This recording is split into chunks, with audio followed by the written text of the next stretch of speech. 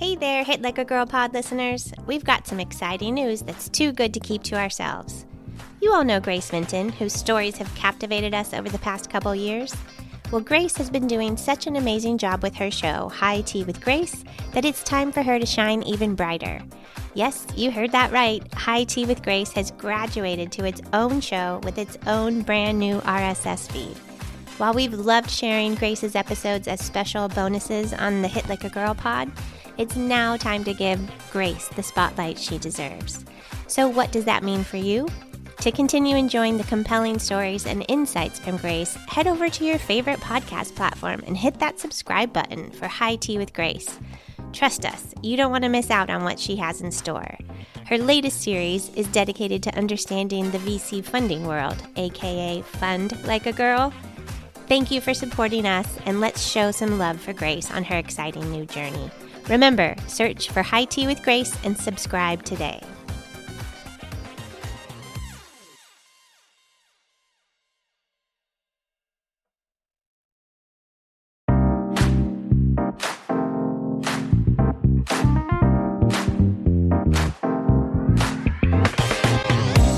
Hello there, and welcome to the Hit Like a Girl podcast. My name is Joy Rios. I am the show's host. Today, we get to talk about how complicated healthcare is, and every day, it's so freaking complicated. Each one of our guests brings a piece of their expertise to help us figure out the 30,000-piece puzzle that we are all living in. So, I'm going to give you both an opportunity to introduce yourselves.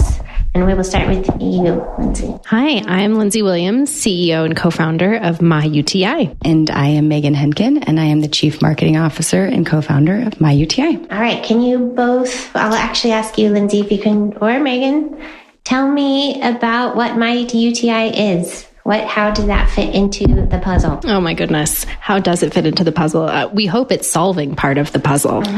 It is solving part of the puzzle.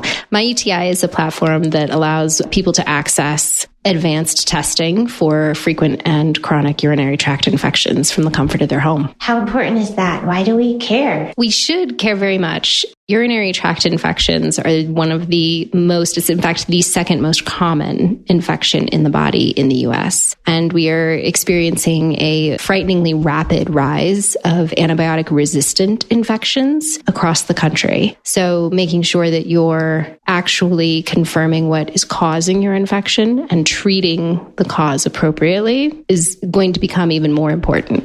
So it's not just drinking a bunch of cranberry juice? Oh my God, no. Despite what certain large industry backed studies. What I've always been told. We're just like, okay. Yeah, I mean, the problem with cranberry, and there's so much nuance to this, but the problem with cranberry is that the juice that you're drinking has so much sugar. Sugar's what bacteria feeds on. So you're really creating more of a problem.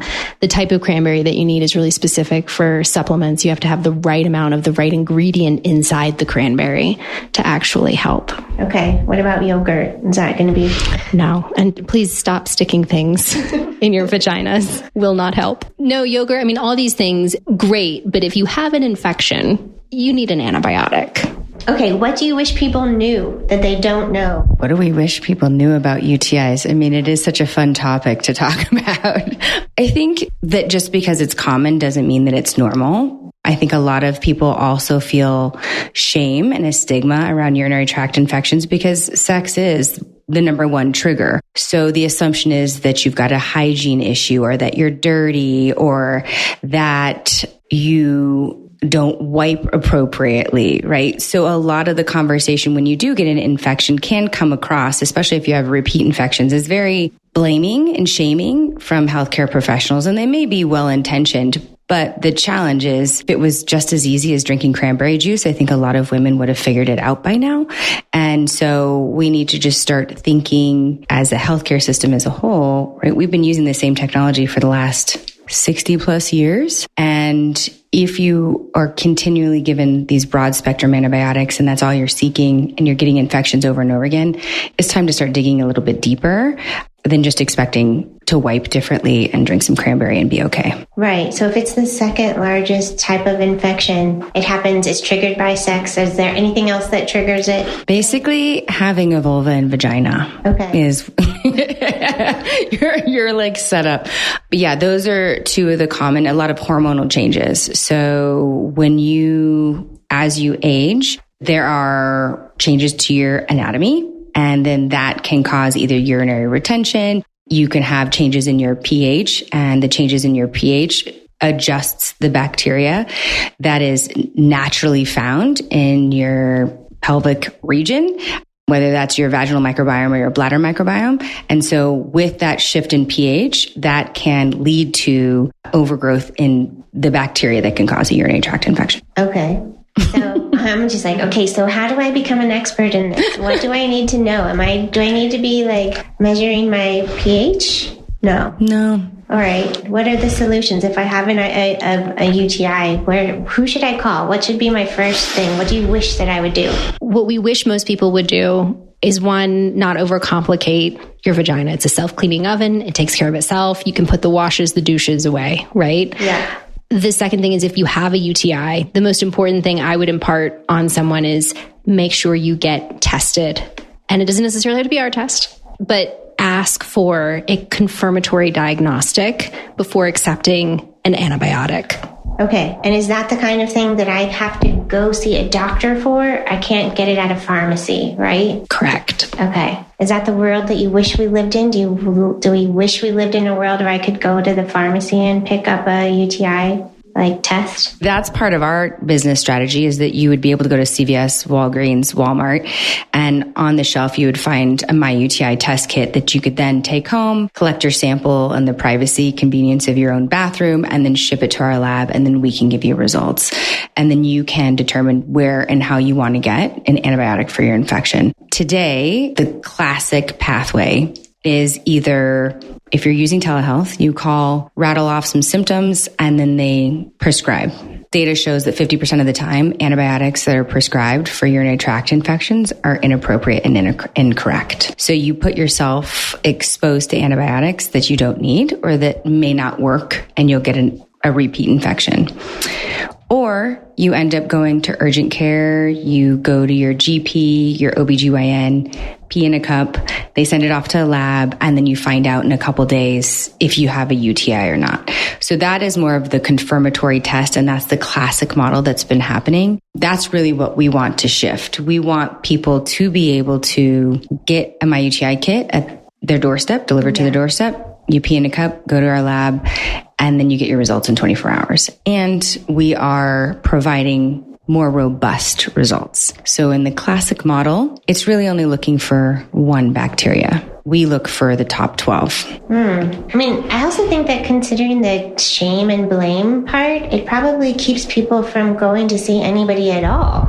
Look, our infections are growing more complex, but our treatment and testing approaches have not evolved alongside that. So for us, it's not just the shame and the blame. Certainly that is a major factor, but it's also the inconvenience. Yeah. I mean, let's look at our lives, right? We have Uber, Instacart. We are digitally native, and we expect this now from a consumer perspective with healthcare also. I'm a busy mom. I don't want to have to take off work, get a babysitter, right? To go sit in an office, wait 45 minutes to pee in a cup. Right. Why? And then not get the results for a couple of days. So then you're just like, okay, well, I'm just sitting with this discomfort for a long time. Sit with the discomfort, or what most often happens is you get a starter antibiotic. Here's our best guess. Yeah. Right? For a couple of days. And then if we're wrong, we'll let you know, and we'll give you a new thing in a couple of days. Can we shift gears? I want to talk about starting this business. Oh, yeah. Because you guys are definitely doing something different, right? If you're trying to disrupt the way that things have been going.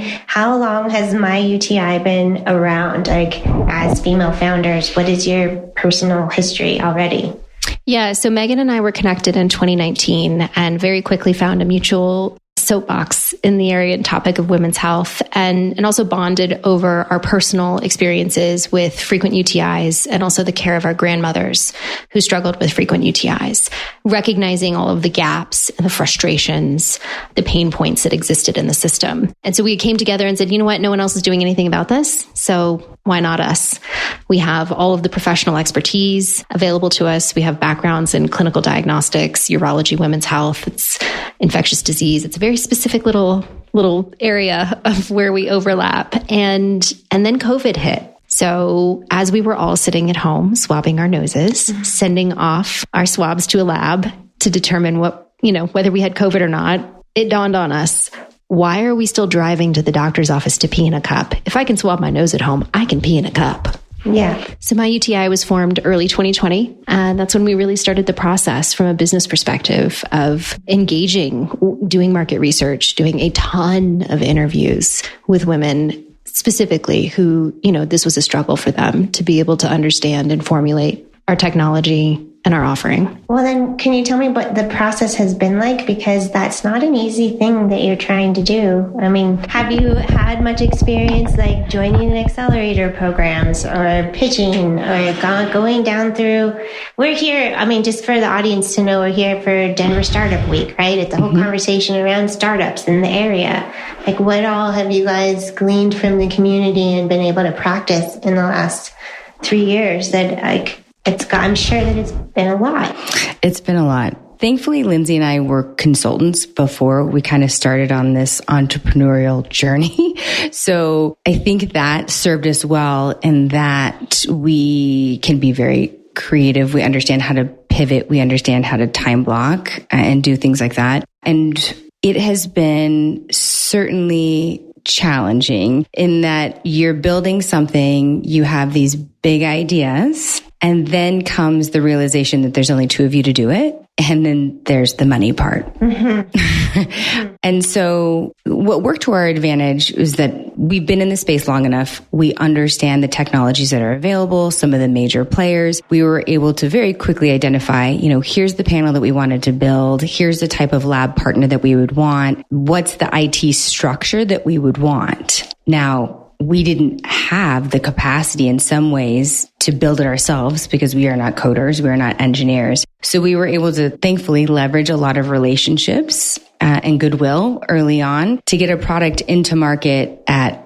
record speed and meeting all regulatory and legal requirements as well. So I think that has really been our advantage, is having been consultants and helped other companies really build things from the ground up. But when it's all on you and you're putting your name on everything from CEO, CMO, pitching, putting together a deck, every single investor, angel to VC, has an idea of what you're supposed to look like, sound like, be asking for. That's too much money. You guys don't have enough sales. Great idea. Come back. We were pushed and pulled in so many different directions that first 18 months. We really lost sight of who we are, what do we want to be? And so we pulled back from pitching and just built the damn thing. Yeah. How did that go? Quite well. Yeah. I think that's interesting is that when we put our head down and we focused on the task at hand, things started clicking. And that was when we really started to see the growth and the trajectory that we wanted to see from the beginning, taking away those distractions and really looking at what is the needle mover,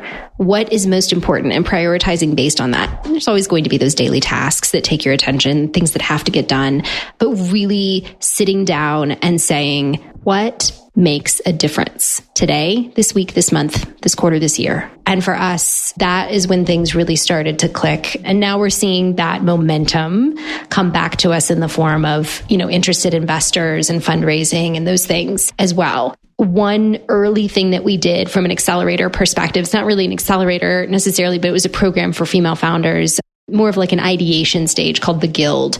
And one of the exercises that we did was the business model canvas. And for us, that was really helpful in narrowing that focus. What is your most viable product? How do you just get to that next step instead of thinking from a perfectionist perspective, which sometimes we can bring to the table? What is the bare minimum requirement to move the needle to the next level? It's really been an exercise of progress over perfection, and just knowing that we are smart enough to figure out a pivot when it needs to happen. And just really trusting ourselves and being patient, which I don't think is either one of our greatest virtues. It's such a hard one. That's the virtue that takes the longest. Yeah, because you can see where you want to go. You understand the vision, the bigger picture, but then having to just sit back and allow meetings to be set up at a pace that it's going to happen, making the connections with specific clinicians or investors, or it's been a huge exercise in patience and you build a marketing campaign and then it's supposed to be amazing and then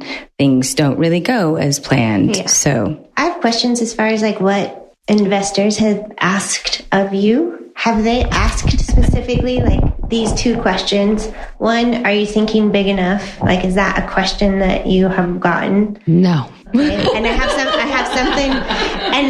And then the second one is, have you considered the risk, or are you taking on too much risk? And there's a reason I'm asking this question. So I'm curious, of those two, which have you gotten? Neither, oddly. Okay. I think based on our backgrounds and we'd invested heavily upfront in legal. And I think that has served us well in anytime there is a question around regulatory. Yes, we've checked all the boxes, and so we are very comfortable in preempting a lot of that from a risk perspective. I think, unfortunately, the questions we get are much more frustrating. Like right? What? Is this really a problem? Is this really a problem? Is this a big enough market?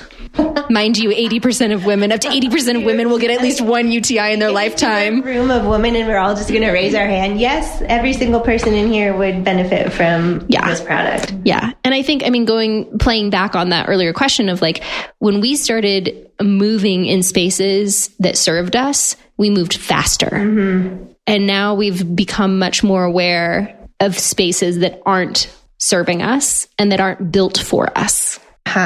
Well, so that's got to be you have to be able to discern like who is working for your success versus, not. And that's a learning process. And there's not a one size fits all answer to that. But I think if I could go back and give ourselves advice, it would be throw the playbook out.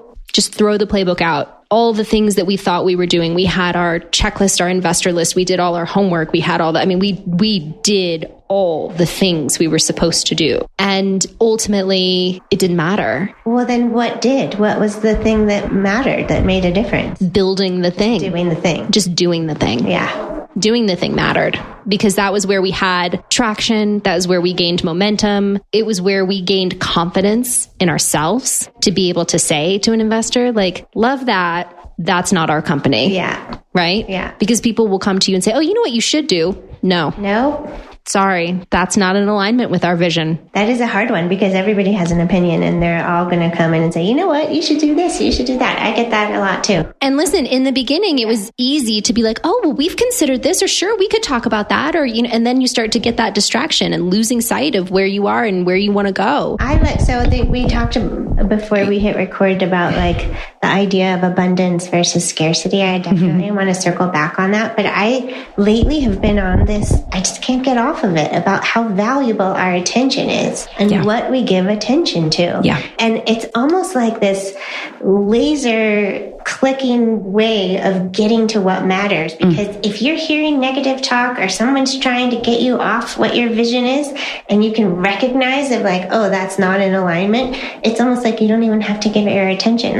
That, I don't even have to think about that. I'm just going to keep doing what I'm going to do because that's what matters right now. And I'm wondering if that translates into your world too. Absolutely. Because I think, to follow up on what Lindsey was saying, and then to your point, we were ping-ponging around saying, oh yeah, okay, well, we'll switch our pitch this way. We'll do this. We were trying to be everything to everybody. We had so many different versions of our pitch. And then when we took a step back and decided what authentically matters to us in this business, and we literally built something in under a year. It is on market and people are buying it. But yet we are letting people tell us what we've done is not good enough. But at the end of the day, what truly matters is we are changing people's lives. And so we really had to do a bit of a gut check and an ego check on, like Lindsey said, what are our needle movers? Because of some personal situations, become very clear on where we spend our energy and where we spend our time. And if this is something we truly believe in, the individuals that we're serving with our product matter to us. Where do I become relentlessly intentional about my day-to-day tasks? And it took a lot of courage, I think, for both of us to let down part of our corporate veneer, because that's all we've ever known. So allowing our one-on-one personalities to shine through on social media is really hard, but we're doing it. We're putting ourselves out there on TikTok and Instagram, and it's hard and it's humbling. But I think, again, it really means something to us because we want women to feel empowered. We don't want people to go through what we have both experienced personally. I mean, when you consider how common it is, it's the kind of thing that every woman at some point in her life will experience multiple times. Yeah. And it should not have that amount of shame tied to it. I remember when I first met you guys and you came over and you're like you cupped your hands. Do you know what I'm about to say? I don't know. You cupped your hands like this, and it was basically in reference to like a vagina or a vulva. And you're just like, the 4 to 6 inches that we represent right here. Yeah, that's me. We've gotten real comfortable about talking about that. Like, that's what we talk about. And I'm like, I love this for you guys. Like, and I love this for me too. Like, let's talk about it. Yeah, and I think that for me personally, like I have been that person in my friends and family's life for a long time. My career has been talking about STIs, pelvic floor devices, like a lot of stuff, incontinence, pelvic organ prolapse, herpes, HIV, a lot of topics that are heavily stigmatized, not only for women, but a lot of communities. And if you aren't the person to normalize it by just speaking the words out loud, then it continues to put those conditions in a closet and bring shame onto it when they are all very real, normal human experiences. And there are solutions out there, but unless you're talking about it or you hear somebody else talking about it, you think that there is something wrong with you. And then you go on longer than you should, accepting mediocre care. Exactly. Oh, I'm so glad you guys are doing it. That's the thing for us with MyUTI, is that it really brings together what for me in my career seemed like a very random set of consulting projects into a full circle moment to also be able to tie in my personal experience. And then Lindsey's skill set and my skill set, like she says all the time, it's the perfect Venn diagram, right? Where I like to get into the weeds with like operations and the marketing and elements like that. And she is a rock star on stage and with pitching. And it's been, I think, for both of us, a very humbling experience where she does such a great job on stage and can captivate an audience. And then your success is tied to like, did you get that check? Right. And so you become very tied to that element. And then for me, it's you put together this social media program, you put together this, and then only a few sales trickle and you're like, what is it? Right. So we were becoming so tied to like these outcomes because it was so important to every investor that we were pitching to that we kind of lost sight of who we are.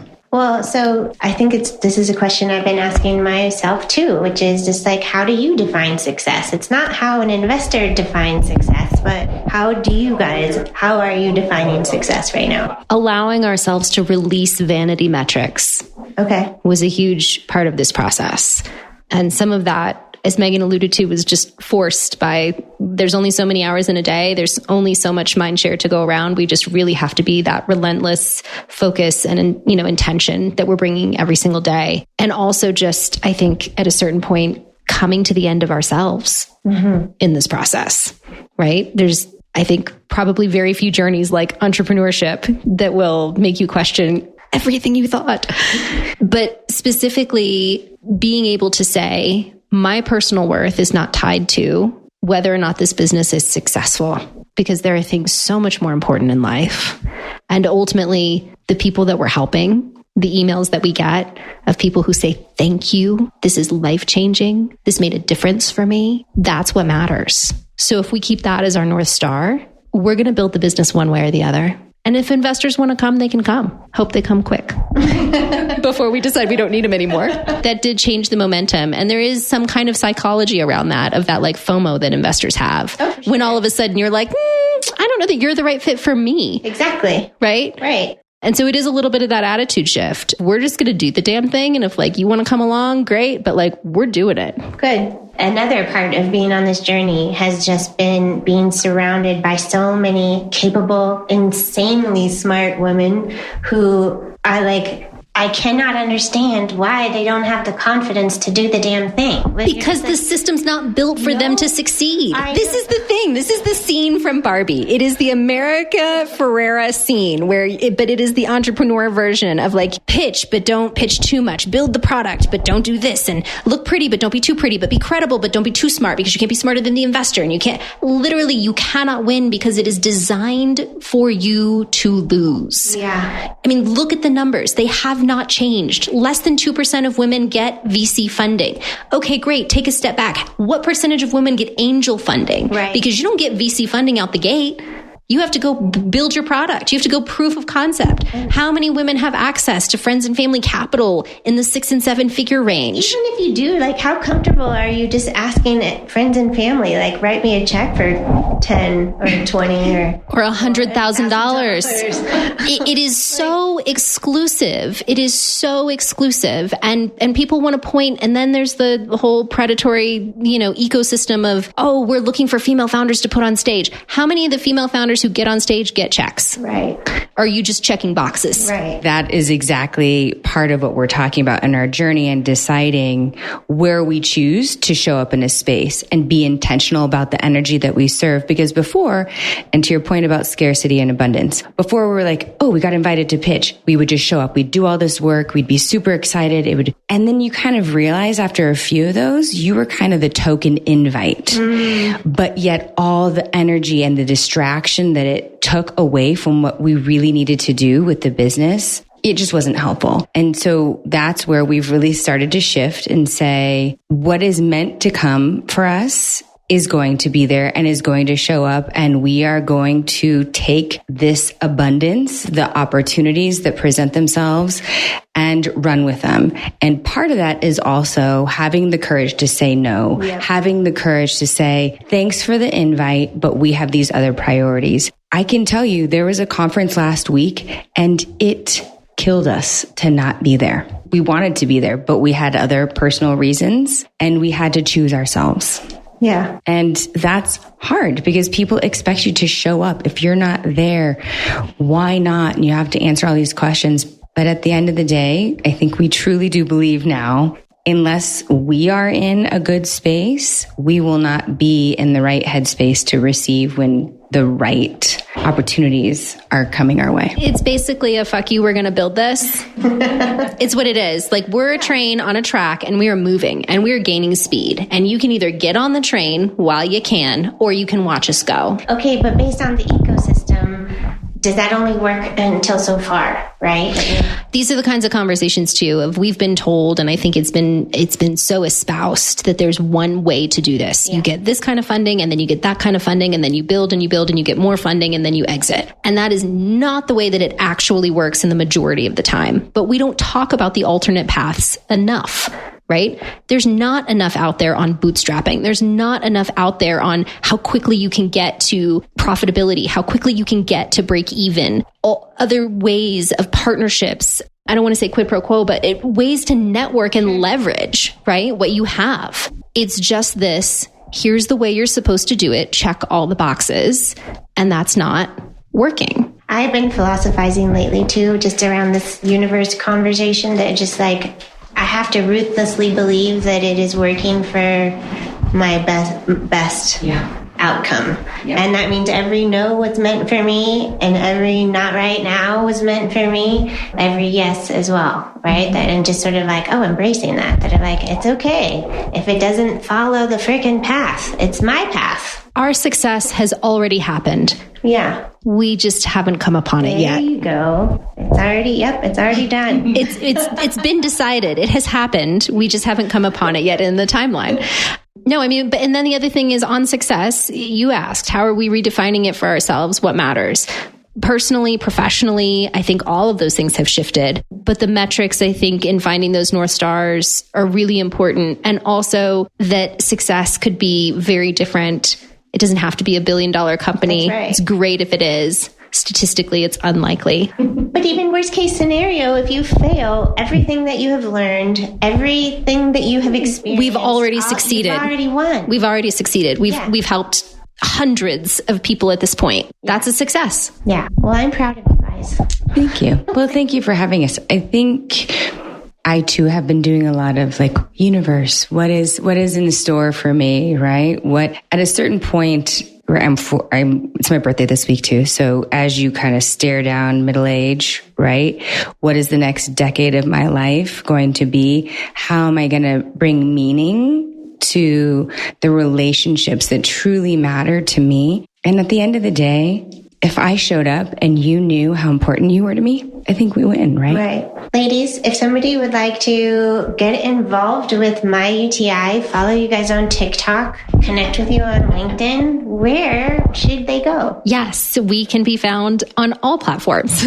Our website is very easy. It's myuti.com. We are on LinkedIn. We are on Twitter. We are on Instagram. If you want to see us completely unhinged, join us on TikTok. It's the best. It is.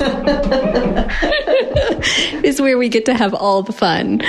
Yeah, some of the things at some point we will. It's so much fun to work in this space. I mean, just we laugh. There are days where we literally look at each other and go, I can't believe this is a legitimate work conversation. But it is. And some of the text messages, I'm like, we'll have to screenshot some of these for posterity's sake, but there's some fun things. And I think at the end of the day, yes, if you would like to support us, probably the number one way you can do that is one, advocate for yourself and for your health. Number two is every woman knows someone who has and gets UTIs frequently. Tell them about MyUTI. Wonderful. Well, thank you for being on the show. And I am just excited for the opportunity to share what you guys are doing. Thank you. Thanks for listening. You can learn more about us or this guest by going to our website or visiting us on any of the socials with the handle Hit Like a Girl Pod. Thanks again. See you soon. Again, thank you so much for listening to the Hit Like a Girl podcast. I am truly grateful for you, and I'm wondering if you could do me a quick favor. Would you be willing to follow or subscribe to this podcast, or maybe leave us a rating or review? Or if you're feeling extra generous, would you share this episode on your Instagram stories or with a friend? All those things help us podcasters out so much. I'm the show's host, Joy Rios, and I'll see you next time.